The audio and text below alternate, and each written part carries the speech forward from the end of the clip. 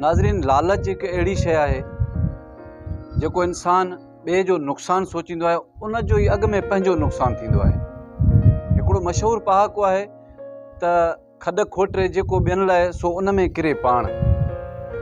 हिकिड़ा 4 चोर हुया, उन्हनि काथे चोरी कई, उन्हनि खे काफ़ी सारो माल हथ आयो।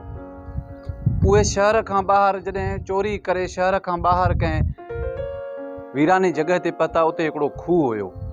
उन खूह ते हे पहुता, उन खूह ते माना हिननि पंहिंजो सामान दामान लाथो। 2 ॼणनि हिननि खे चयो त 2 ॼणा वञी काथे शहर मां खाइण पीअण जो कुझु सामान वठी अचनि त खाऊं, बुख लॻी आहे, ऐं 2 ॼणा असीं हिते इंतज़ारु कयूं।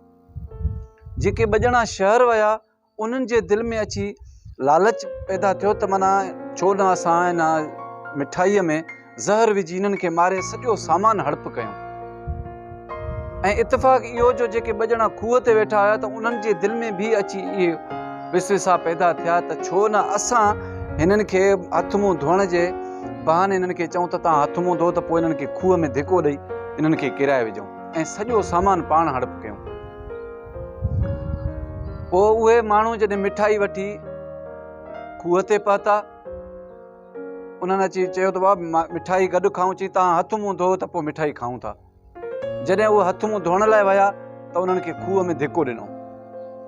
उहे उते अंदरि ॿुॾी मोआ, जेके तार न हुजण जे करे खूह जी गहराई हुजे, उहे 2 उते मरी विया ऐं पाण अची मिठाई खाइण लाइ वेठा त उहे पाण बि 2 मरी विया।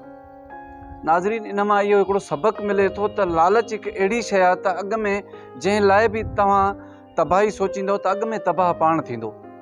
बहितर इहो आहे त तव्हां ॿियनि जे लाइ सुठो सोचो त तव्हांजे लाइ बि भलाई थींदी। पसंदि अचे त शेयर ज़रूरु कजो।